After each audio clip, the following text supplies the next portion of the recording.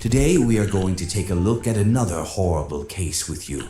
In the city of Hubballi, in the Indian state of Karnataka, there is a college named BVB. A boy named Fayaz Kondanak studied at this college. Fayaz was very good at academics, and along with his studies, he was also passionate about bodybuilding. Moreover, a bodybuilding competition was going to be held at the college where Fayaz studied. When Fayaz found out about this bodybuilding competition, he decided to participate in it as well. The competition was going to take place in the college auditorium, and many students from the college along with several others were expected to attend. On the day of the competition, a student named Neha Hiramath from the same college had also come to watch the event. Neha and Fayaz were classmates. Neha was very happy to see Fayaz in the bodybuilding competition, and while Fayaz was performing, she was very impressed by him. After the competition ended, Neha met Fayaz. She talked to him about the bodybuilding competition and complimented him. After talking for a while, Neha exchanged phone numbers with Fayaz. Once Neha and Fayaz exchanged numbers, they started talking regularly on the phone. Gradually, as time passed, Neha and Fayaz began to really enjoy spending time with each other. Neha and Fayaz had now fallen deeply in love with each other, even though their relationship had only just begun. Still, their relationship was going very well, and thus their love story had started. Later, Neha's health deteriorated badly as she had contracted a serious case of typhoid.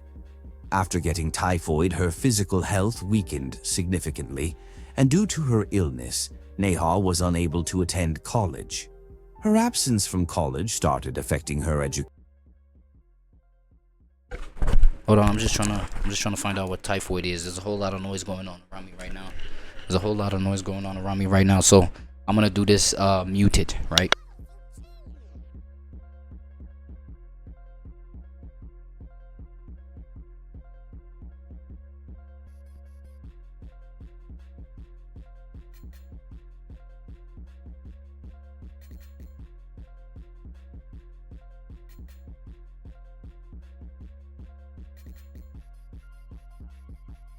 Okay, so typhoid gets its name from a high fever that can last for weeks if left untreated.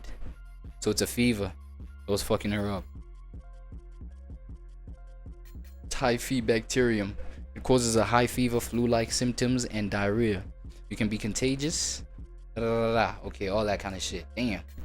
That is a cruel ass sickness. A cruel. C-R-U-E-L. Not cool. C-R-U-E-L. Cruel disease. I ain't gonna lie. And on top of that, she had an exam scheduled on April 18th, 2024. But due to her illness, she hadn't done any preparation for that exam. Still, Neha didn't want to miss her exam. She would have felt terrible if she had. So she started doing some initial preparation for the exam. She prepared for it as much as she could, given her condition. By the day of the exam on April 18th, 2024, Neha's health had slightly improved. Her typhoid had been so serious. 2024, that shit was mad recent, bro. Damn, I feel like it feels better when you, when a nigga, like, you know what I'm saying, react to some true crime knowing that maybe he got like 5 to 10 years like past, you feel what I'm saying? This shit right here, nigga, that's last year. What? Nah, that's mad unfortunate, I'm not gonna lie. Yes, that it had taken her a full 2 months to recover. But since she was feeling a bit better, Neha decided to go to college to take her exam. Before she left for college, her mother told her, "When you finish your exam, I'll come pick you up from the college." After hearing her mother's words, Neha left for college. Shortly after she reached, her exam began. In the exam hall, Neha stayed fully focused and completed her exam well. As she exited the hall, her face was glowing with happiness because her exam had gone even better than she had expected. Her exam had ended between 4:30 and 4:45 p.m. After completing it, Neha came out of the examination center, As soon as she stepped out, the first thing she did was call her mother and told her over the phone that she had completed her exam and was now leaving the examination center. Neha's mother was already waiting for her near the college gate. Neha ends the call with her mother after a brief conversation. After that, Neha wanted to reach her mother as soon as possible because she wanted to discuss how her exam had gone that day. Yeah, facts. But as Neha was leaving the examination hall, a boy suddenly stood in front of her, and seeing him, Neha became extremely frightened. In fact, there were other boys passing by at the time, but Neha got scared specifically because the boy standing in front of her was holding a knife and was slowly approaching her creepily. Seeing all this, Neha got scared of the boy and tried to walk in the opposite direction to avoid him. But before Neha could say anything to the boy or hear anything from him, he suddenly stabbed her in the neck with the knife. When the boy stabbed Neha in the neck, she fell to the ground. Why? Even after Neha fell, the boy didn't stop stabbing her. He kept attacking her repeatedly, and during this he also injured his own hand. The boy stabbed Neha a total of 7 times with extreme brutality, causing her to bleed heavily. In fact, while stabbing Neha, the boy had also cut his own hand, and he was bleeding too. As the boy was attacking Neha, the student... Now, see, I ain't gonna lie. This right here sounds like a true crime of passion, bro. Like this kind of thing where you like just stab somebody over and over and over again. It's like what went on. This might be like some revenge kind of thing or whatever the case is, but something had happened. You know what I'm saying? For this to be like such a how can I even say it? That's gruesome. That's gruesome activity. I'm not gonna lie. Students nearby were horrified That's crazy. by the scene. They began screaming loudly in fear. Witnessing everything, the students couldn't understand what was happening because the boy started stabbing Neha so suddenly and rapidly. After that, the boy tried to flee the scene, and many students from the college ran after him to catch him. Eventually, the students were able to catch the boy who had attacked Neha. The entire incident was also captured on the college's CCTV cameras, although only a small part of the campus was visible in the footage. Some people did try to help Neha, but when they saw the knife in the boy's hand, they got scared and backed away. After that, an effort was made to take Neha to the hospital, but she died before she could be admitted. At that time, Neha's mother was waiting for her outside the college, but Neha never came out alive, and her mother kept waiting outside. However, the college students had already caught the boy who had brutally attacked Neha. Damn! Oh man, imagine you drop your kid off, dog, by a college campus. I'm saying you're hoping it's about to be a normal ass day. She's gonna have a nice, good little ass day, enjoy herself, come back home, blah blah blah. Everything good and gravy. Only to find out that, bro, she ain't even gonna make it out that bitch alive, bro. Now you see, I'm not gonna lie, bro. I'm not a fan of being a parent right now. I'm not gonna lie. Like, I'm at a phase in my life. I'm 21, okay? I'm not a fan of being a parent. I know a whole lot of motherfuckers like parents like by 14, nigga, by 13, 12. Look, you know what I'm saying? And it's because of traumatic incidences like this. I'm not saying, you know what I mean, this is what I might experience, blah, blah, blah. You know what I'm saying? I got my own things that may come for me if, you know what I'm saying, provided that I do choose that kind of lifestyle where I become a parent and blah, blah, blah. You feel what I'm saying? I imagine investing your whole entire life, dog, raising this human being. You feel what I'm saying? Making this human being understand the world. Bro, human beings are, in a way, bro, an investment. You know what I'm saying? You are your parents' investment. I ain't gonna lie. And obviously, you know what I'm saying, they work their hardest for like 18, you know what I'm saying, maybe more years, maybe less, maybe even 2 years before they disappear out your life. But it's like it's an investment that they put on you, on some, like, you know what I'm saying, like an investment. You expect an ROI, a return on your investment, right? So now imagine that being cut short just like that, out of nothing, bro. You thinking it's gonna be a normal ass day and things like that, you know what I'm saying? But then it ends up becoming a tragedy, bro, on some shit. You feel what I'm saying? These are the traumatic things I hear about, and you're like, God damn, bro. You know what I'm saying? If I do end up deciding to have kids, it ain't gonna be just one. That's why people like, man, 18 kids, nigga, 12 kids, 8 kids, so that when one falls, you know what I'm saying, God bless the dead, That's not what we ever look forward to. That's not what we ever expect. But when it does happen, at least you got like 12 more kids. You got 9 more kids. You got 7 more kids. You feel what I'm saying? So this is traumatic. I'm not gonna lie. This is By tough. then, the police had also arrived, and since the students had already caught Neha's killer, the police's job became somewhat easier. So the first thing the police did after arriving was arrest the boy. After arresting him, they brought him to the police station. Then the police began investigating who the boy was and what his motive was for killing Neha. During the investigation, the police found out that the person who had killed Neha.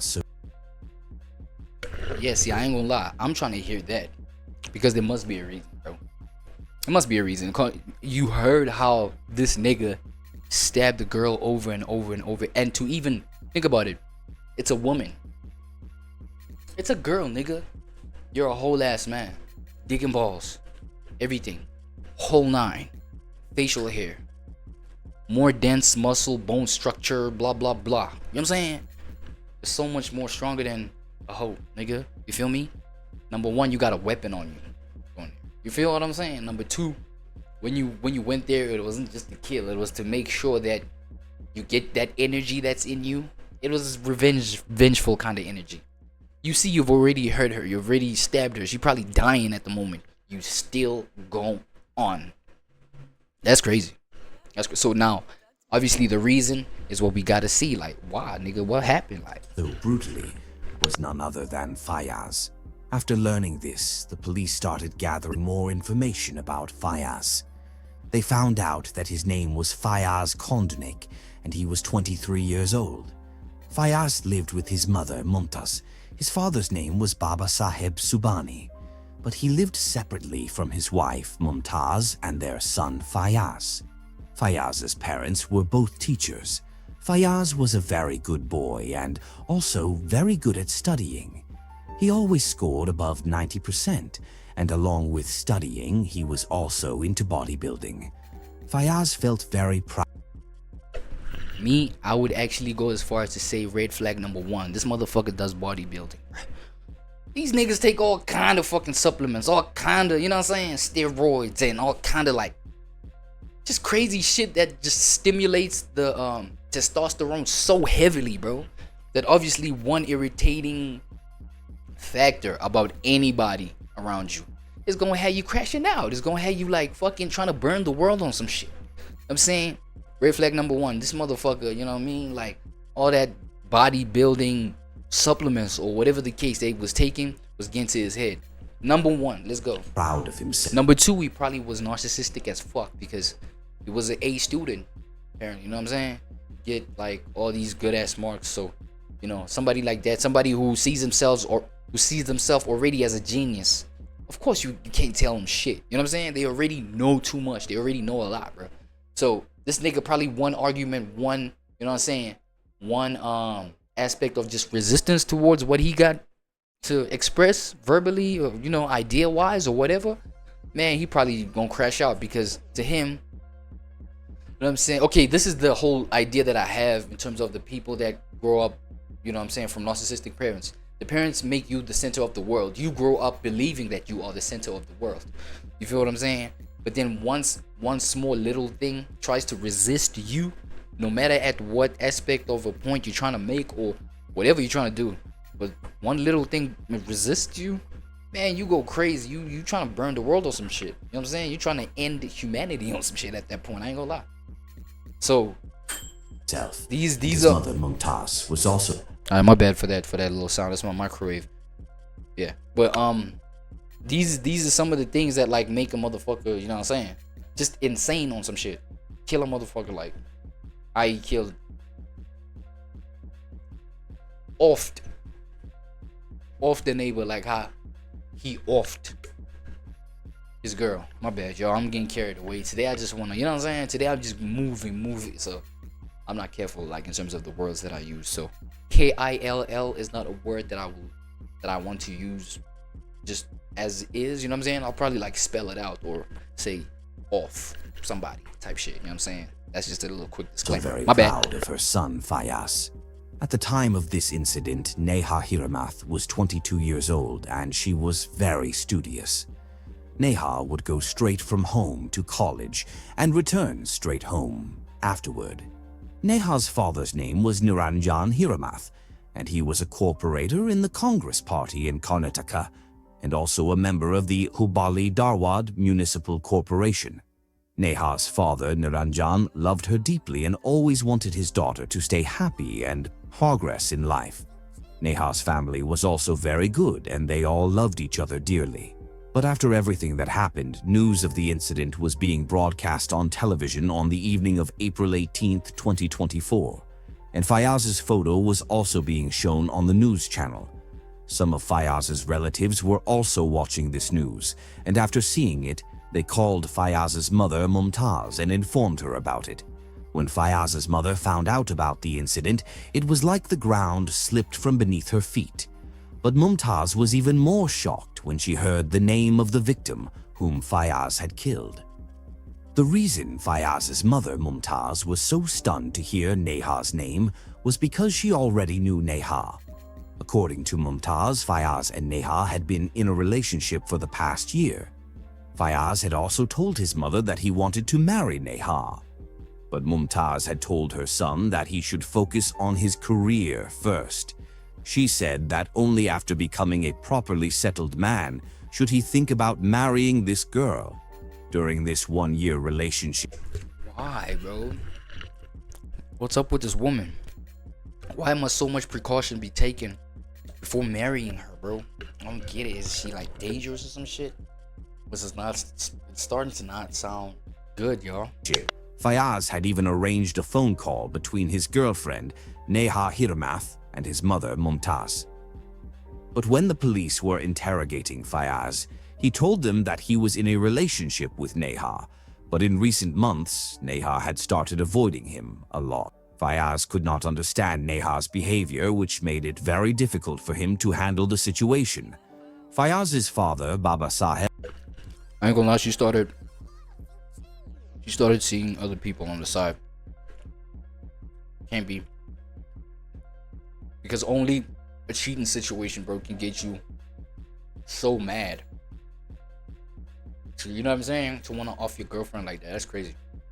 That's too much, bro. Have also said that Fayaz and Neha were in a relationship. In fact, Fayaz had told his father as well that he wanted to marry Neha. But just like his wife, Mumtaz, Baba Saheb did not support Fayaz in this decision. In addition, Fayaz's father, Baba Saheb, also told the police another shocking detail. The matter was that Neha's family had once called Fayaz's family and told them that Fayaz was troubling their daughter Neha a lot. They told Fayaz's family to make him understand that he should stop bothering their daughter. Neha's father Niranjan said that Neha and Fayaz had been classmates in the past. He also said that Fayaz had been harassing Neha for several months and repeatedly proposing to her. However, every time Fayaz proposed, Neha rejected him. In fact, Neha had become extremely frustrated with Fayaz's repeated proposals and had warned him several times. What the fuck has warned them several times, nigga? When I propose to you, dog, I'm trying to tell you I love you, nigga. What's up? How the hell, bro? And if this shit is real, you know what I'm saying? If we're not pretending, how the hell, like, what's the reason, bro? I feel like, you know what? Let's stay tuned to the story, bro, so that we can like find out what the fuck, like, why did she even reject them proposals, bro? If they were really in love, what is this? He may just went broke all of a sudden. He may just, I'm saying, probably his dick ended up not working because of the steroids, because of the bodybuilding. You know what I'm saying? On some shit, like something must have happened, bro. Like, why would you, bro? We kicking. Oh, but these Indian families, you know, there's arranged marriages and things like that, and you know what I'm saying.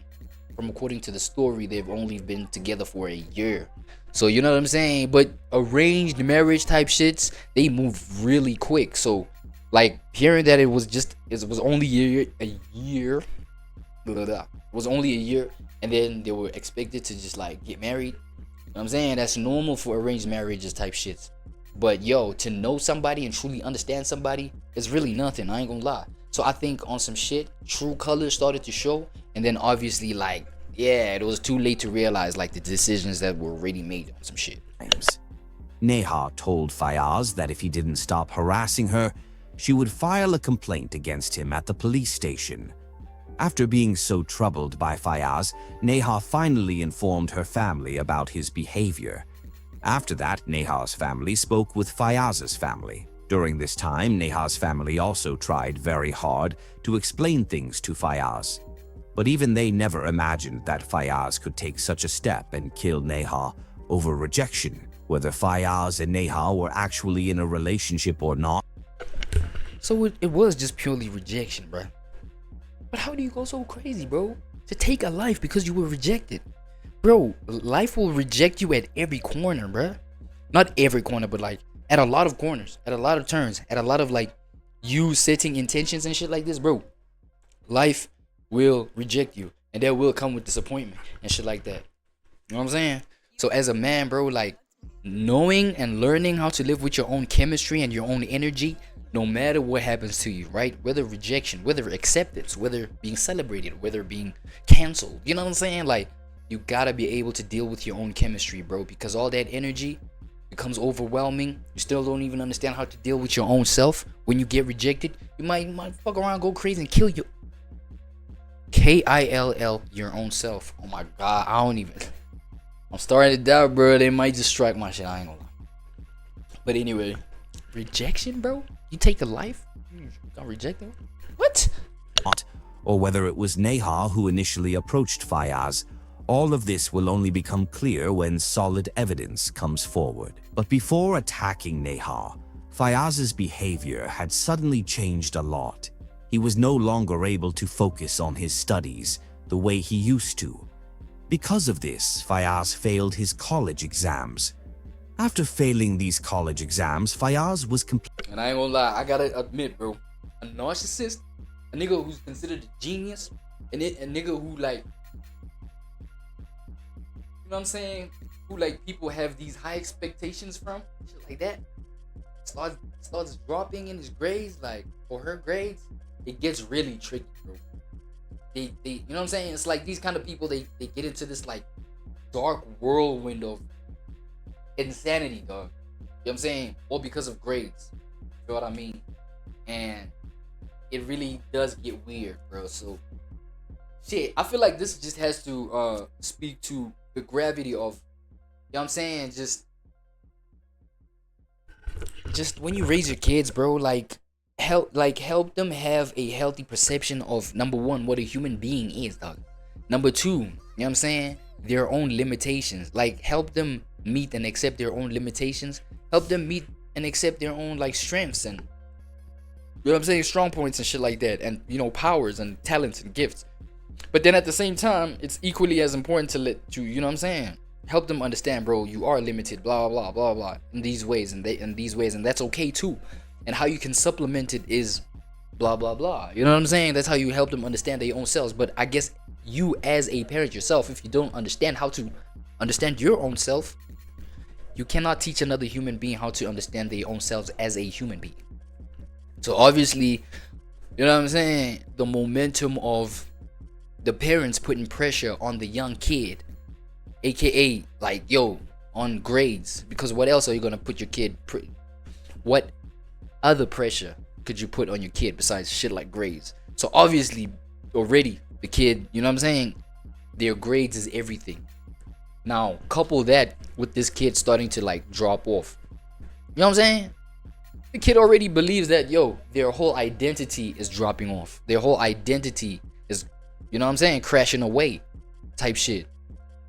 So it's really important for us to, like, I feel like, realize, bro, the importance of how you develop your kids' psychology, dog, about their own selves. You feel what I'm saying? Because, like, as I said, bro, understanding your own self, you'll be able to like deal with your own self better, dog, instead of going to kill somebody just because, you know, they rejected you proposing to them. That's crazy work, bro. Completely shattered. After this failure, he began to wonder how he could fail, despite being such a good student. With this in mind, Fayaz tried to take the exams again, but this time too, he didn't score very well. So Fayaz decided that he would now drop out of college. After that, Fayaz dropped out of college and stayed home all day. He had become very depressed and didn't do anything at home either. In addition, he wasn't eating or drinking properly and didn't leave the house anymore. Everything that had happened to Fayaz had left him extremely depressed. Since the time Fayaz dropped out of college, he never tried to rejoin again. He also never attempted to look for a job. But then, on April 13th, 2024, Fayaz told his mother, Mumtaz, that he was very troubled by the way he was living his life. After saying this to his mother, Mumtaz, Fayaz also told her that he had now decided to look for a good job for himself. Then Fayaz told his mother, Mumtaz, that he was tired of staying at home and was now leaving to find a job. I ain't gonna lie. I'm gonna share some like sensitive information, but it's like it's something that I could like really attest to. You know what I'm saying? Like a whole lot of young boys, you know what I'm saying? And I know young girls too, but I'm speaking, you know what I'm saying, on behalf of the young guys out there, because that's what I am, right? They are me, I am them. It's like it's the same thing. You know what I'm saying? A whole lot of them, a whole lot of us, you know what I'm saying? We go through this phase where shit just don't go right. You know what I'm saying? It seems to fall apart. It's just blah, blah, blah. And then as a result, you get depressed. You get really insane, bro, in how you really feel in terms of your own chemistry, your own internal vibes, right? So with that being said, I feel like, you know, I myself went to a point where, you know, I'd eventually get told, like I would, you know, try and confide, like, yo, shit is not making sense, bro. Shit is heavy, blah, blah, blah, blah, blah, blah, blah. And I just want to point out the importance of like what you curate, you know what I'm saying, during those moments with your beloved one, young one, whatever. It can be like just a sibling, a family member, a kid, you know, your parent, whatever.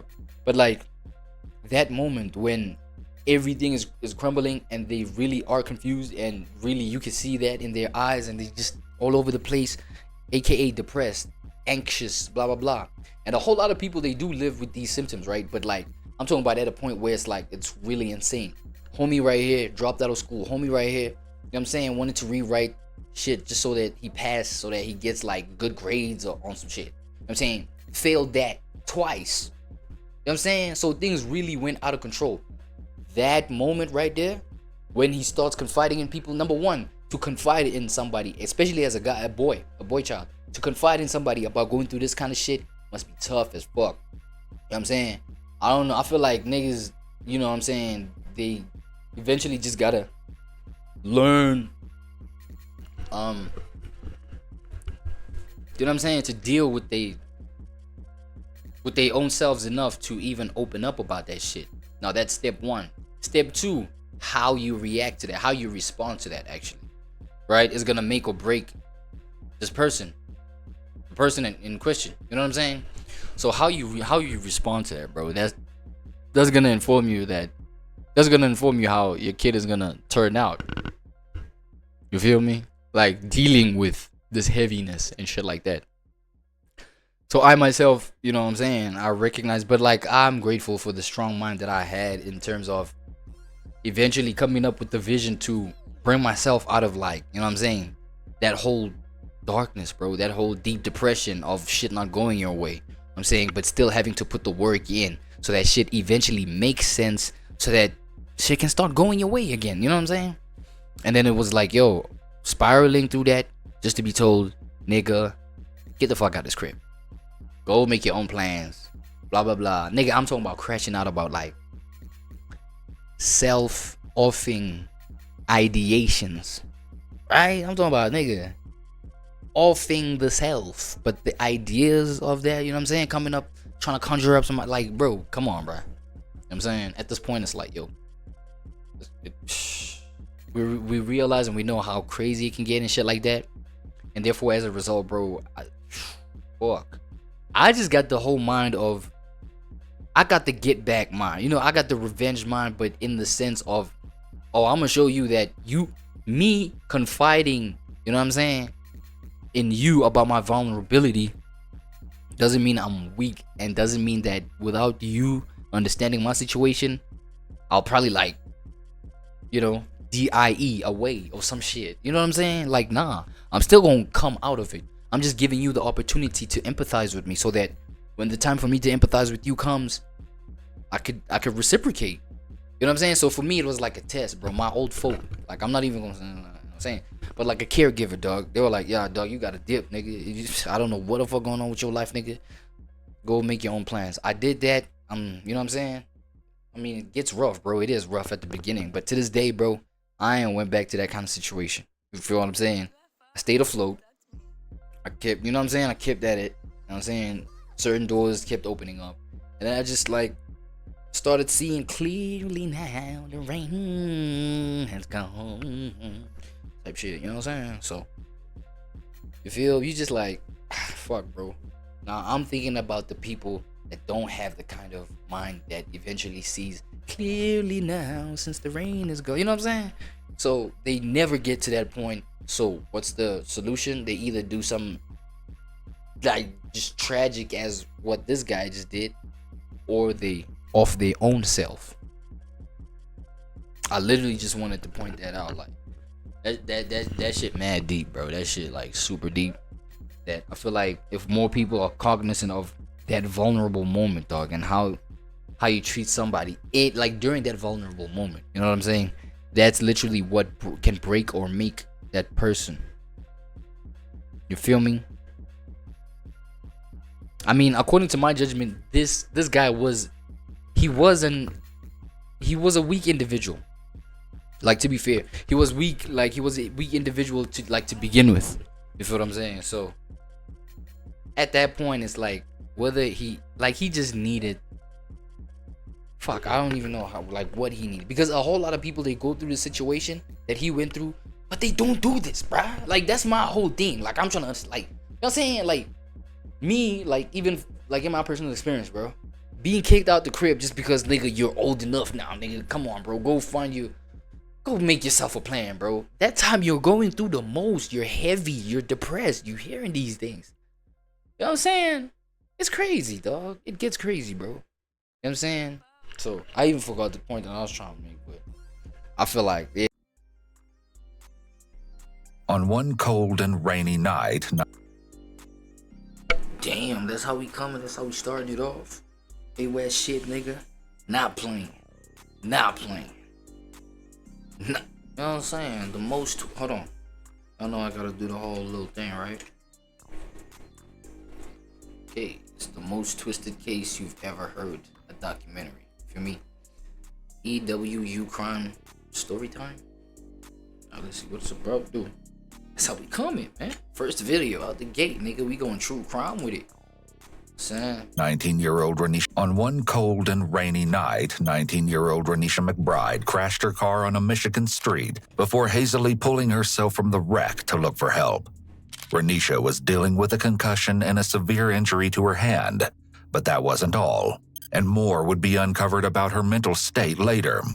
Despite this, Renisha made her way towards a nearby house and began banging on their door. Unfortunately, when the owner of the house finally opened the door, Renisha found herself facing the end of a shotgun and the end of her life. On November 2nd, 2013, the Dearborn Heights Police Department received a 911 call just after 4:30 a.m. from a man named Theodore Wafer. I just shot somebody on my front porch with a shotgun, banging on my door. After ensuring that Theodore wasn't a threat, the police questioned him on the night's events. What happened here? A consistent knocking on the door, and I'm trying to look through the windows, but every time I look through the windows of the door, it's banging somewhere else. So I opened up the door, kind of like, who is this? And the gun discharged. I didn't. Oh damn! And I could only imagine, bro. Imagine like somebody banging at your door. I don't even. Did they clarify the timing? I think I missed that if they did, but somebody like probably, because she had just gotten into an accident, right? Her car was all smashed up and smushed and everything like that. So it's like, yo, she was probably like damaged in the face, like probably injured, probably bloody, dog.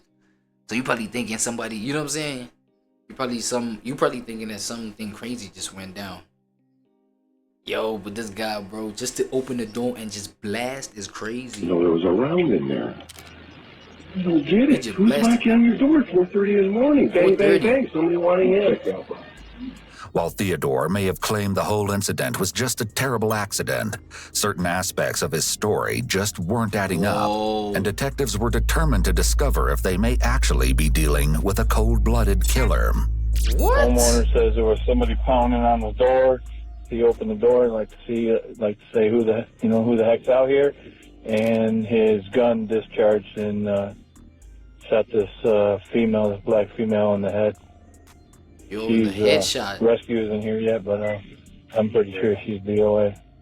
According to the officers on the scene, the gunshot wound so severely damaged Renisha's head above her jaw that she was pronounced dead on arrival.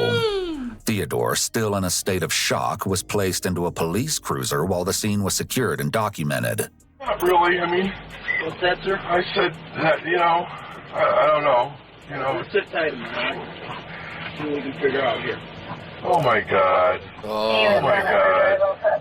Oh my God. Oh, shoot. When Theodore first woke up to Renisha banging on his door, he may have believed You know that moment when you realize, you fucked up, or, you know what I mean? there was potentially Like, you fucked up now, a buddy. dangerous force trying to get into his home. His body then may have gone into fight or flight and started to prepare for a potential threat Yeah, well, of course that's gonna be the reason. by releasing adrenaline. This heightened state doesn't last for very long, and now that he's in the police cruiser, there's no possible threat against him anymore. With enough cursory information gathered, the police bring Theodore back to the station for questioning, and it isn't long before the cracks in his story begin to show. What? What are these cracks? Well, why don't we just start out by, I know you've told officers at the scene, but I need you to tell me now. Just give me the scenario of what happened tonight, in your own words. Well, I don't really know how these proceedings work. I mean, am I being charged? No. No, sir. Should I have a lawyer present? That would be entirely up to you. I mean, this is a very serious matter. What just happened, I believe. It is a serious matter to the young woman that's laying in your porch. We have to do. Of course it's a serious matter, buddy. You know what I'm saying? Duh. It's like, nigga, person just lost their life. What you mean? To do a thorough It's like, clearly it's a serious matter, buddy. investigation, and we have to. Am I allowed back into my home now? I mean, When the officers are done with the scene processing and when the ME removes the body, yes. see, this is, So, Theodore is very nervous and can be heard asking if he needs a lawyer present.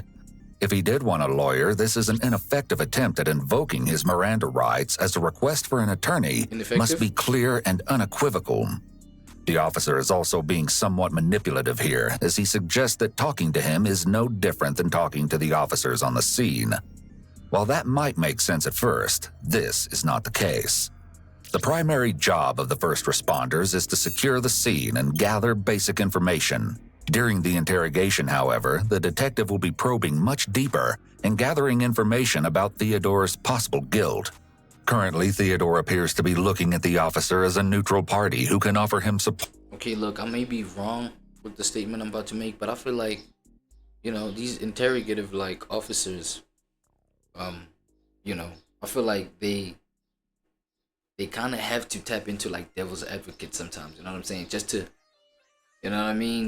bring out that, but I wouldn't know how to spot the guilt. Maybe they just trained to spot some underlying kind of guilt, and then they kind of come through with the devil's advocate kind of questions.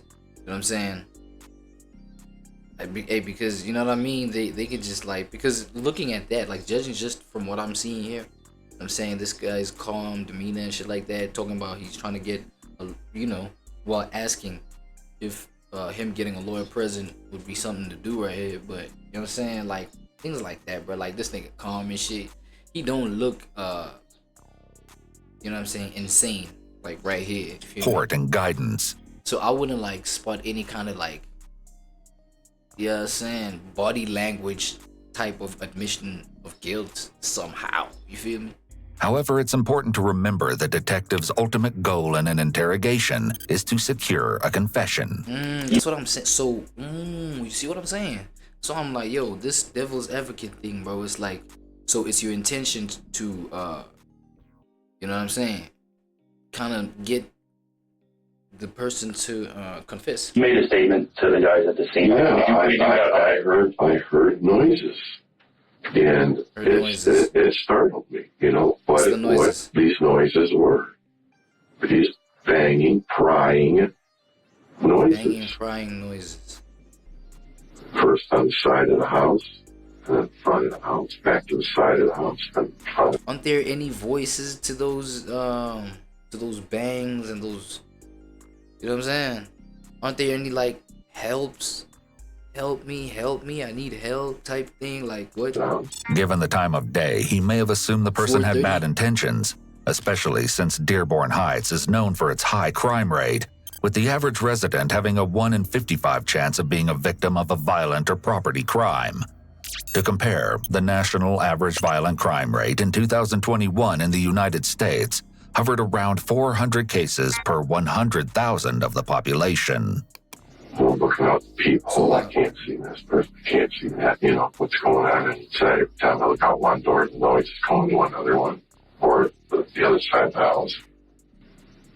So, I mean, at this point, are you getting frightened? Is your heart racing? What's going on? Yes, I have no idea what's happening. It was getting louder. I thought at any time somebody was coming through the door or the window. It was getting violent. Violent? Where did you... Persistent. Okay. Especially on the front door. Very persistent. Theodore specifically states that he thought someone was going to come in through his door or window. This further displays his belief that there was an immediate threat to him that would justify Renisha's shooting. The defensive tone Theodore takes is also reflected in his body language. With his arms crossed in front of his chest, he's creating a barrier between himself and the detective. Okay. As the ramifications of his actions become more and more apparent, Theodore becomes insistent on defending his choices. How were you holding the gun when it discharged? I mean, tell me. With both hands. I mean, do you have it raised? Do you have it? No, it's a pistol grip, so you just have to lift it up. So open the door with one hand, and when I placed my other hand just like that, she went off. I didn't expect it. Theodore may be trying to lessen his responsibility in Renisha's death by removing himself from the action, saying it went off versus I pulled the trigger puts distance between. Oh, so actually it's also in the language, bro. Like the language, how people use their language and whatever it is that they're trying to express is like, yo, it tells you like the intention. Yo, this is where I'm putting myself in a certain situation type shit. Between him and the action, and blames the gun rather than Theodore himself. Oh, it went off instead of I pulled the trigger. Oh shit.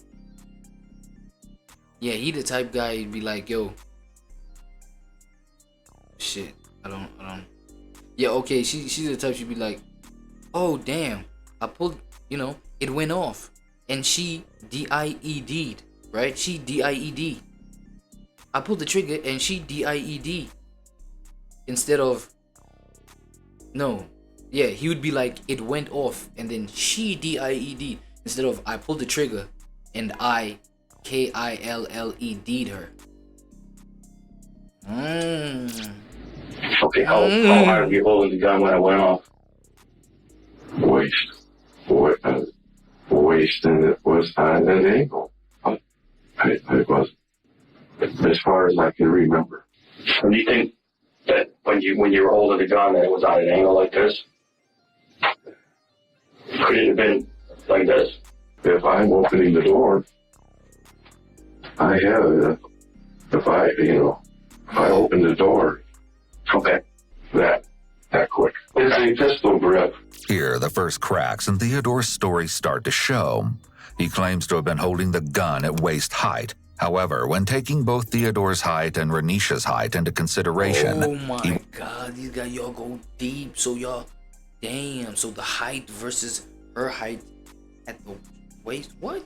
Would have had to have been holding the gun at chest height, pointed straight out, in order to shoot Renisha in the head. This discussion about the gun placement is vital for the case. Holding the gun at his waist could mean that he was just reacting to the potential threat, and more likely it really was an accident. While holding it higher at his chest height, it means that he could have been consciously aiming it, possibly with the intent to shoot. Based on what the detective has seen, he knows that Theodore can't be telling the truth about the way he was holding the gun. While it's entirely possible that Theodore is being deceptive in order to make the shooting seem more accidental, it's not unusual for individuals who he could get less time, right? are involved with a traumatic event to distinctly remember some parts, while other parts are fuzzy. This is one of the reasons that eyewitness reports are never as accurate as we think they should be. According to Michigan's Castle Doctrine, you're allowed to use deadly force on someone who's breaking into your home if it's necessary to prevent great bodily harm to yourself. Based on Theodore's own account of the night, by the time he grabbed his shotgun and decided he'd had enough, he wasn't in any immediate objective danger. This, alongside the fact that he opened the door up to the danger with the intention of dealing with it, could potentially negate the Castle Doctrine as a valid defense. I don't even know. I did not look at the body. I didn't stand over it and see where the wound was. I immediately put down the weapon right there on the hallway, or, the entry to the front door, and looked for my phone. First called here. Your Dearborn Heights. We're talking boom. And boom. As he prepares to wrap up the interview, the detective brings someone else in to help ask one final question. Why? You have, where do we take his shotgun, shell casing? So we took your Mossberg. There was a spent shell casing in the shotgun, and you had your green shotgun case. So we just tucked it in that and took the gun with it. There was one shell casing, so what? There was just one in it all the time, or what? Yes, like I was just trying to explain, I couldn't remember if there was one in it or not. I kept my shells in a separate closet, so I got a little paranoid a few weeks back, got paintballed, so maybe that's when I loaded it, put it in. I mean, I don't think I mentioned that to you, but I mean, that's what I put one in there or something like that. But I did not realize there was one in there, no. And you want to go get back with live ammo after being paintball? Following Theodore's interview, the police spent quite some time digging through every aspect of the case to make sure there was no crucial detail left out. During this investigation, they found out some intriguing details regarding the hours leading up to Renisha's death. According to police records, a 911 call was placed just before 1 a.m. to report a no-injury accident where a woman who was driving under the influence had been speeding down the street and struck a parked car. Although the woman driving had clearly been disoriented and possibly confused when she got out of the car, she had left on foot and wandered away from the scene of the crime. Police didn't arrive on scene until they received a call stating that the driver had come back to the scene. Unfortunately, by the time copped away from the scene of the crime, police didn't arrive on scene until they received a call stating that the driver had come back to the scene. Unfortunately, by the time cops and EMS responded, she was already gone again. This driver was Renisha McBride, and had anyone been able to stop her from wandering off in her delirious and drunken state, she may never have ended up on Theodore Wafer's front porch. On the flip side, some on God's front porch as we speak. God bless the dead, man. R.I.P. God damn. say Renisha would have never ended up on Theodore's porch if she hadn't been drinking and driving either. You'll notice that was a 3-hour difference between the time that the 911 call was placed about the car accident around 1 a.m. and Theodore's call to 911 at 4:30. To this day, it's unclear where Renisha was during this period of time, but her family believes she was disoriented from her head injury and seeking help. Theodore eventually received charges for murder in the second degree and manslaughter, as well as a felony firearm charge. While Theodore may have claimed that his gun accidentally misfired during his initial interview, this claim actually changed by the time he got to court. Instead, he and his lawyer were insisting that Theodore intentionally fired out of self-defense because he was scared that Renisha was trying to break in. Despite Michigan's castle doctrine, the judge ultimately ruled that nothing Renisha did was intense enough to justify Theodore being legitimately scared for his life. Oh, In the end, Theodore was found guilty on all charges on September 3rd, 2014, and received 15 to 30 years for his second-degree murder charge, 7 to 15 years for the manslaughter charge, and finally, a 2-year sentence for the felony firearm charge, with all of these sentences served concurrently. While Michigan may not have the death penalty, Theodore's lawyer argued that the judge had basically given the then 55-year-old man a death sentence, as he's likely to spend the rest of his life paying for his actions. Just when it seemed that Theodore's case was officially put to rest, he made an appeal in 2015 to overturn his conviction. To the surprise of many, the Michigan Supreme Court heard Theodore's case and actually vacated his manslaughter conviction. In Michigan, the second-degree murder statute requires that the defendant acted with malice, whereas the manslaughter charge implies that the defendant didn't. Seeing the contradiction in these convictions, the court determined that having both convictions was a violation of Theodore's rights. With one of his convictions vacated, there was a slight chance that Theodore could come out of this with a shorter sentence. However, at his resentencing on June 22, 2022, the judge stated there were strong reasons for Theodore's original sentencing and gave him 15 to 30 years for second-degree murder. While he may no longer have the manslaughter conviction, ultimately Theodore will serve the same amount of time behind bars. Alright, next. I think I'm gonna title this one True Crime, because you know what I'm saying? It's literally a crime how this nigga has been. You know what I'm saying? Even just like giving himself the perception of the biggest hypocrite in hip hop right now. I ain't gonna lie. All right, people, it is not a drill, okay? I think could this be the War in Ratlanta season finale? I don't know, okay? I feel like this time, okay, it's not clickbait. This is big. This is bad. This is crazy, all right? He went wild. Young Thug has released a new song, or the song's leaked apparently, but I'm not sure if I buy it, okay? This is way too coordinated, all right? But he has doubled down on all of his claims of everybody in Atlanta being a rat, okay? Well, I got my boy Honcho with me today to give me expert analysis. Man, it's going crazy in Atlanta at the moment. You performed with Young Thug one time, man. I mean, I performed for Young Thug. I pretended to be Young Thug one time. Hey, listen, we've got Thug clones in the building, all right? So look, we're going to react to the song, okay? We're going to break down every lyric. I can't play you the song, obviously, for copyright reasons. I don't want to give Young Thug more reasons to kind of try and take me down out here in these streets, okay? But in the song, Young Thug basically clapped back. He called out all the people that he thought were rats in Atlanta, all right? Gunna, Yak Gotti, Slime Life Shorty, YSL Obama, DK, craziest lineup of people getting dissed on this track. Okay, so we're gonna get to it. We're gonna break it down bar by bar. All right, I've got it ready. I've got it lined up. But before I do that, just make sure that you go and tap in with the main channel. All right, I released a whole 2-hour, 18-minute documentary on Ratlanta, the embarrassing fall of Young Thug. People were saying, why don't you take all the stuff that you found out so far and put it in a video as a documentary format? And we did it. All right, we hustled. We did that in a whole week for you guys. Okay, so go and check out the War in Ratlanta. And Young Thug blessed us with some extra motion. I'm not gonna lie to you, man. This is good timing. So he dropped closing arguments, brackets leaked, possible brackets cap. I'm not sure if it leaked because it's leaked in full HD 4K. I don't know. That interrogation footage was a leak, but this almost feels like a professional release. So we're going to get into it, man. We're going to break it down. But I'm not going to lie, I've already listened to the song, and bruv, it goes hard. Goes hard, man. You're not ready for this. All right, so look, I probably can't even show you this, all right? Everybody's leaking this, but I'm not trying to leak this, okay? But for the opening shots, you see beautiful, pristine shots of a Rolls Royce, okay? These are beautiful shots. Professionally done shots that you would need to plan out a release and a rollout to actually put together, okay? But look, the song's leaked. Maybe it leaked before its time, but this is looking like a very professional affair. But within 10 seconds of this song starting, Thug jumps on the mic to do a spoken intro. And he really talks his stuff, man. He goes crazy on it. He lines everything up. He lets everybody know what he's going to be talking about in that intro. All right, so some kind soul has transcribed at least the first half of the lyrics from this song on Genius already, okay? And basically at the start, you see Young Thug looking in very lavish settings with some very lavish diamond chains. But he basically talks his stuff and he lets everybody know. So look, I'll read through, all right? I'll read through the lyrics of this intro, okay? Because he low-key doesn't quite address everything, but he addresses. All right, look, this is literally going to be one of the literally very few times that I'm going to be pausing this video, right? We got to get like through it real quick. So isn't this literally what got him in the situation that he's in? You know what I'm saying?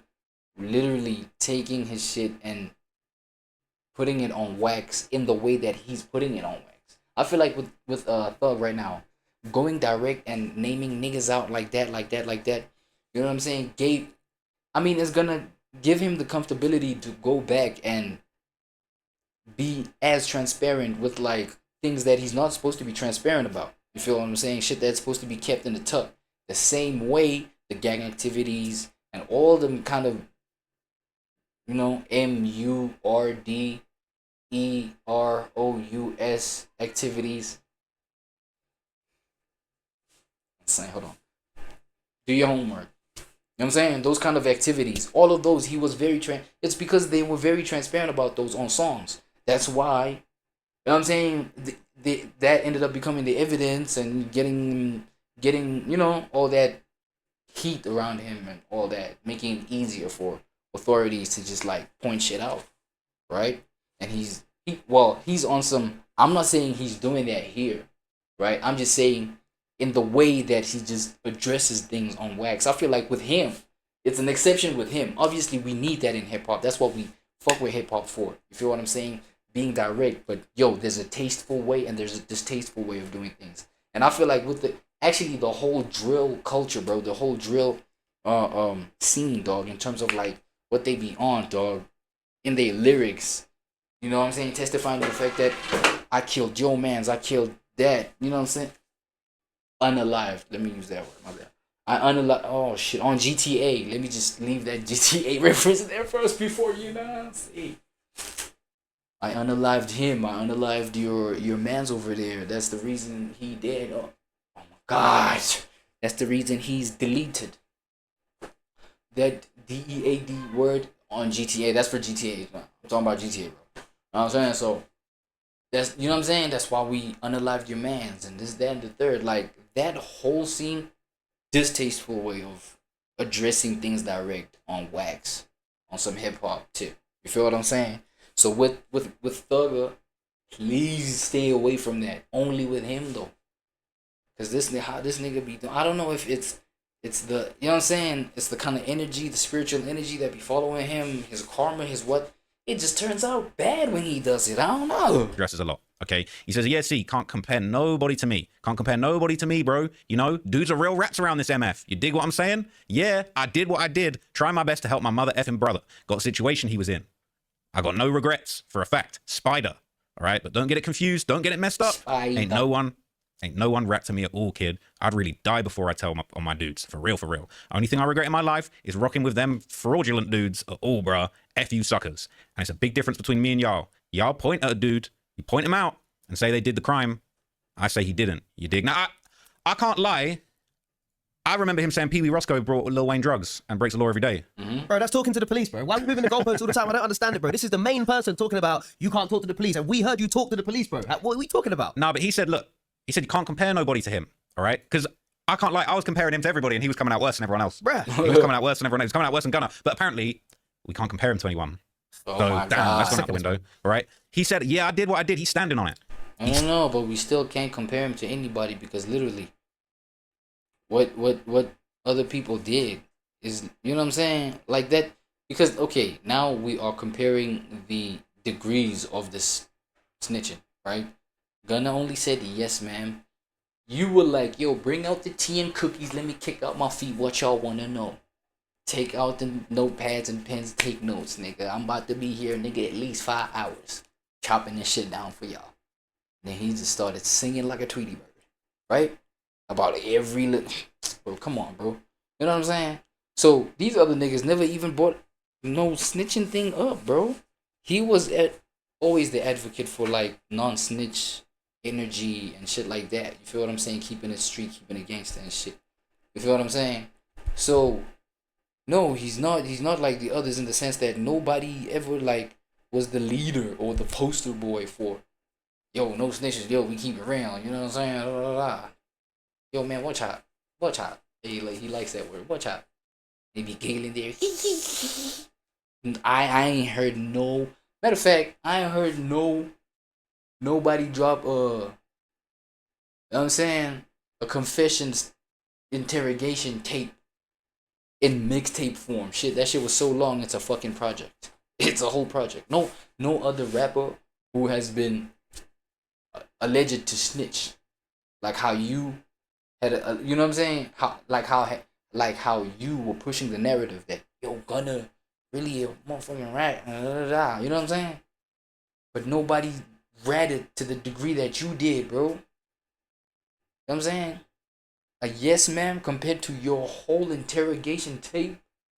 Nah, bro, you're one of one in this sense, though. You're your own level of snitch, bro. Come on, bro. And I feel like at this point you canceled yourself out. Like you canceled the snitching thing, like the snitching energy, bro. You suck all the energy out of that shit. That shit don't matter. It literally doesn't matter because you the one who was the poster child. You know what I'm saying? Pushing the keeping it P, keeping it blah. You know what I mean. No snitches allowed. Snitches get stitches. Blah, blah, blah. I don't even know. People literally still say snitches get stitches. I don't know. But you know that whole idea, bro. Like, yo, keep it street, keep it. You feel me? But then you're the one that turned out to be the worst of what you said. Let's not be. Like at this point, it's like, all right, cool. You canceled it out for people like 6ix9ine. You canceled it out for like, bro. All these niggas. Right? Standing on, he's saying, look, I was just trying my best to help out my mother effing brother got out of a situation he was in. It sounded, I don't know. It sounded like you. I don't know if telling them that Roscoe was selling weed is helping your brother. I mean, he tried his best. You know, the cop said he did a great job. Why don't you say no comment? I don't know, but he says he got no regrets for a fact. Spider, all right. Man, watch out. he got. Man, watch out. He got the new Fortnite skin on, man. Oh shit! You got the soundbite, Lil Ross, nigga. He said, "Don't get it confused, because I can't lie. I don't know, but he says he got no regrets for a fact. Spider, all right." Hey, watch out. He got the new Fortnite skin on, man, but he said, "Don't get it confused, because I can't lie. I'm actually very confused. I'm extremely confused. I think there's been a lot of confusing messages going out here about Gunna being a rat, and he low key once again, all right, he contradicts himself in this. He says, "Don't get it confused. Don't get it effed up. Ain't no one rat to me." All right, that might not be the right lyric. Maybe let's just go back and listen. Make sure we got that right. I think he said, "Ain't no rat in me at all, kid. I'd really die before I tell on my guys." He might as well have said "on God" as well while he was there. But he said, "Only thing I regret in my life is messing with them guys at all." And this is where he screws up. Right? There's a big difference between me and y'all. Y'all already point somebody out and say they did the crime. I say he didn't. Now, Gunna, he said that was not my stuff in the car. All right, YSL was a gang. I don't think he said anyone specific. I don't think he pointed out anybody that did a crime. But Young Thug did say, let me go ahead. All right, Pee Wee Roscoe. I'm gonna go ahead and fry up, y'all. So I'm gonna like minimize my facial reaction. So don't be surprised you hear my voice, but you're not literally seeing my face like how you see me right now. If you can spot me, then we're good. We're locked in. But I'm gonna be semi-hidden. You know what I'm saying? You know what I'm saying? To the naked eye. You know what I mean? Super. I mean, look, I'll keep it real. For a guy that was basically a minute ago saying, "Do not use my lyrics against me at trial," you know, all of my rap lyrics are all cap. Like, none of these are crimes. I'm not admitting to anything in these songs. He's talking a lot of gangster talk, right? He said, "I'll pull up to your house like the mailman, and they'll hit everything." I don't know who they is. Maybe it's YSL, but they'll hit everything plus the trash cans. Okay, and that is something that's happened. That's been documented. Back to back, like it's federal. All right, please don't hit the mailbox. I can't lie. I think he's talking about shooting wife and Lucci's mother again. Pull up at your house like the mailman. Personally, I think he crashing out on the self-snitching once again. He said he keeps a big jet at the Clearport. His shoes dirty, his cup dirty, they're both muddy. Hiding in the house, they gonna get your cuz, buddy. Now, he's basically threatened to have two people hit within the first, 8 bars. I'm not sure that's the best idea right now with everything that's been going on. He didn't want to have the lyrics used against him at trial, but still, okay, bruh. I don't know if he should be talking that. That's why it's a leak. That's why it's leaked, because he's not supposed to be doing this. You see, we were talking earlier, right, about this theory that maybe he's the one leaking this. Maybe he's the one leaking everything. Because it's like, maybe he's feeling like, okay, I can't release this officially because probation are going to be on me. So what if I'm calling out all these people that I'm going to have shot in the song, and I'll just pretend that it's a leak, but it still get out there? But I'm not going to lie. Even in spite of the lyrics that are low-key federal, the song's fire, the beat's fire. Like, I'm feeling it. As soon as he started rapping, I'm not going to lie, it was hard. This is the Thug that we've been wanting to hear for a minute, bro. This is what we needed, to be honest, bro. We be missing this Thug, man. We've been missing this Thug. It's crazy. All right, so let's keep going with it. All right, so I think a Gunna diss has been detected. We've got official. I would say this is the first Gunna diss, okay? He says, "My brother's living life for me. That's love, buddy." Now, I don't know if he's talking about that brother that took the plea that he said needed to take the plea. So, you know what I mean? His mother couldn't take more years. Apparently, that was okay, even though he likes 21 Savage about it. But I think, all right, he said, and what does love buddy mean? "Pussy, you killed that kid. That ain't stepping." Now, look, I'm not entirely sure, okay? But I think possibly this lyric about killing that kid that ain't stepping could be in relation to this case. Okay, this was a case that was going around, all right, said alleged gang member arrested in connection with the shooting that killed a child. The sheriff said that deputies have saturated the Colney area since the day a stray bullet struck and killed a 7-year-old child there, okay? So I remember, I think I looked into this briefly during the YSL case. But it basically said an alleged YSL gang member is the second known suspect to be jailed in the connection of a shooting in Clayton County that claimed the life of a 7-year-old boy. So this was the original article. Clayton County shooting leaves 7-year-old dead with a stray bullet shot at a nearby home. And it's just really sad to even see Thug like even rapping about stuff like this again, man. Like these sort of things, he bringing these things back to life. Turn next to a developing story out of Clayton County, a young child killed by a stray bullet from a gunfight. Police tell us it started in the middle of Lamont Avenue when an 18-year-old got into a fight with several people in a white car. Gunfire broke out. One of the bullets hit the 7-year-old who was inside a nearby house. The child's name has not yet been released. The 18-year-old was also shot, but we are told he has survived, and we're told there's no relation between the teenager and the child. The others involved in the shooting are still on the loose tonight. So they were on the loose at that time, okay, and now you've got it in the 11 Live article, alleged YSL gang member, okay? It said that Sheradius Bankston was arrested after warrants were taken out for his arrest in connection with a high-speed chase when police initially tried to stop him. He was eventually found in an extended stay hotel in Brookhaven, and according to the sheriff's office, he wasn't given the chance to run a second time. In addition to charges for his previous escape, he faces charges of possession of a firearm and is a suspect in several aggravated assaults. The sheriff's office said over 60 arrests have been made in the Colney area since the death of the 7-year-old child who was hit by a stray bullet in what the sheriff's office called a gang-related incident. It's messed up, man. It's messed up. That's what's going on. But it's this next lyric that clearly to me is a Gunner one. All right, it's a Gunner diss. I'm sorry, it's a Gunner diss. He says, "Pussy, you trying to change? Okay, Reverend." Now, I feel like that's a low-key little attempt at a sneak diss because Gunner's in good shape. You know, he's doing positive things with his life, and everybody's loving him for it. And Gunner, Young Thug's hopping out the window saying, "Yo, bro, not feeling it. You're trying to act like a Reverend. Okay, Reverend." Bro, Thug out here looking crazy right now with the nipples hanging out the vest. Yo, he needs to get on them wanna run clubs, bro. He needs to get on the running as well, G. His body build is just crazy right now. I ain't gonna lie. Model body type that I'm trying to be rocking rather than the Young Thug. I'm not gonna lie to you. So after this, all right, we just hear, in my opinion, a whole bunch more Fed talk, okay? He says that somebody got on the shoes, that's Giuseppe. You shot back when they pulled off, that ain't happen. I don't know who that's in reference to. I can't think of an incident that is referring to, but he's talking about shootings going on, man. He said, stripper till her jaw turn backwards, free bro till it's backwards, stepping in, tell him it's backwards. Line on your D, that's backwards. 10 rounds on a stick, that's backwards. What? Dudes play with the shit, don't cap them. hang on, what? I'm not just a rapper. I was telling him, so he's doing the same thing again, right? He basically doing that same thing where he's saying, yo, look, I'm not just a rapper, man. I really be shooting. You saw that YSL case. Oh, man, come on, bro. But then that's what I'm saying is that, dog, stop this thing of, like, trying to be portrayed as this nigga on these songs. Because they gonna get more information on your ass. And you know what I'm saying? Because they watching you like a goddamn hawk now, nigga. Like, your lyrics are like, oh, my God. Inside information. You know what I'm saying? To these niggas and shit. We saw you take a guilty plea on them gang charges. Clearly you're not just a rapper, right? But he was telling them. He said he was telling them. Anyway, I don't want smoke with a rapper. Horses in the lamb. What happened? Okay, look. Not too many disses, but the big bar's coming up. All right, that big bar's coming up. You know what's coming, man. You know what time it is, man. All right, so he just dropped one of the craziest bars of all time, I swear. He just listed all the rats. He said Gunner a rat, Gotti a rat. Did he say Woody a rat, bro? He said Woody the rat too, he said it. We're gonna have to spin that back, man. We're gonna have to spin that back. That was one of the craziest bars that we could have possibly heard in this beef. Like, he actually standing on it. And I'm not gonna lie, it sounded fire the way that he did it. I'm actually, like, for the first time in a long time, I'm thinking Young Thug is sounding fire, bro. He said, the beat's killing it. He jumped on it saying Gunner a rat, Yakka. It's like Who I Smoke. It's like Who I Smoke all over again, man. And he's just naming everybody. You're naming names, he's dropping names, all right? Not the first time, all right? This is the part that everyone will sing as well when he performs it, bro. This is the part. It's, bro, it's so quotable, man. I can't wait to be in a club when this drops. What the hell? He said Gunner a rat, Yakka rat, Chug a rat, Woody a rat. Now, we were saying, hang on a minute, who's Chug a rat? I just quickly Googled Chug YSL. Okay, there's apparently, I guess it was what? I mean, the AI's telling me that Chug could be another person that was in the gang. I don't even know. Like, bro, it's Chug. Like, what's Chug a rat? I need to find out what Chug was saying. What the hell? I can't lie. I've just looked up YSL Chug. Let me know in the comments if I'm bugging. If I missed out someone important, because I'm thinking, who's Chug? Like, who is Chug? Wait, what? Who's Chug? We got no idea. We've just been Googling it. We've been going up and down looking for YSL Chug. Bruh, YSL Chug. Google AI was trying to make up something. But I ain't seeing nothing, man. We don't even know who Chug is. So we got a new name for the rat list, man. What? He said, F that dude Obama. He's still mad about baby mama. That's a bar.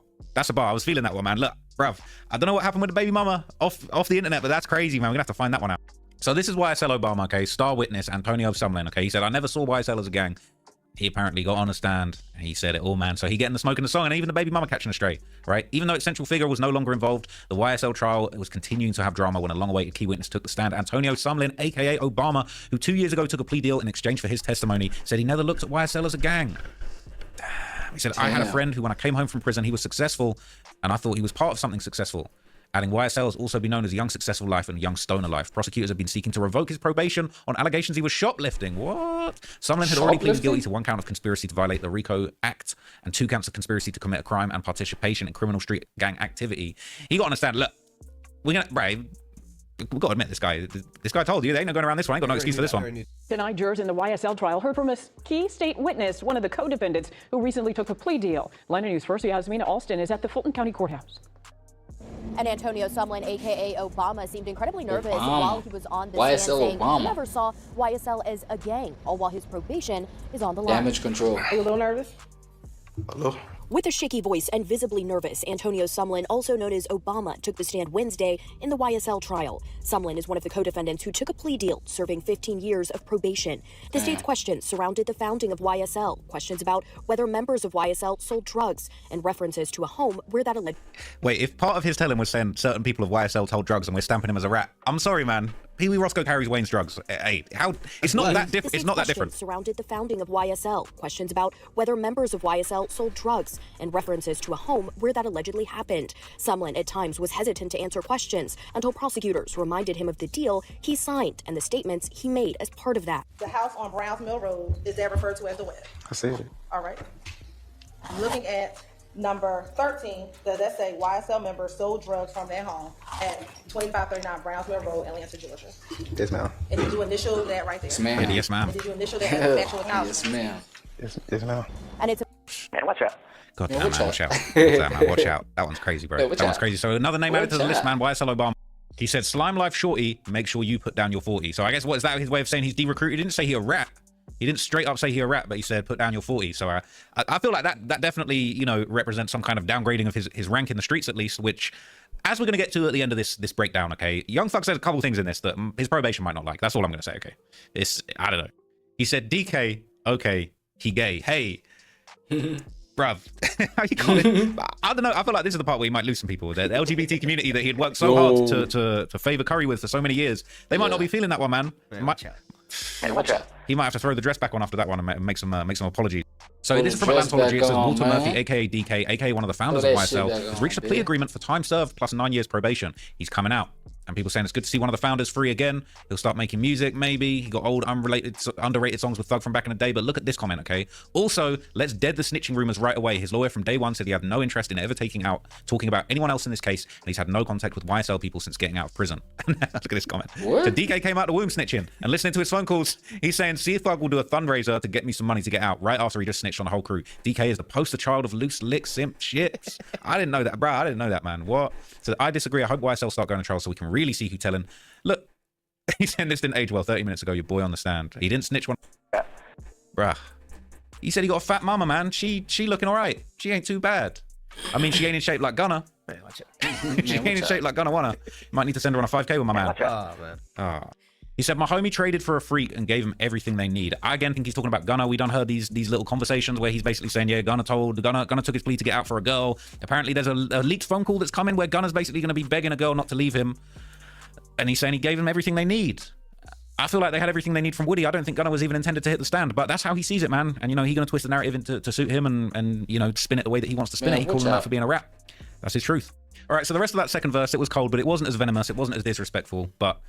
I'm not gonna lie, bro. I feel like the only thing that's left for Gunna right now is like damage control, bro. It's nothing but damage control. This nigga, and like I feel like the way he's doing it, it's on some like snapping type of vibe, like snapping at you, like, man, yeah, I said what I said. I mean, I think he does say that in the beginning of that, in the intro part of that song. Like, man, I said what I said.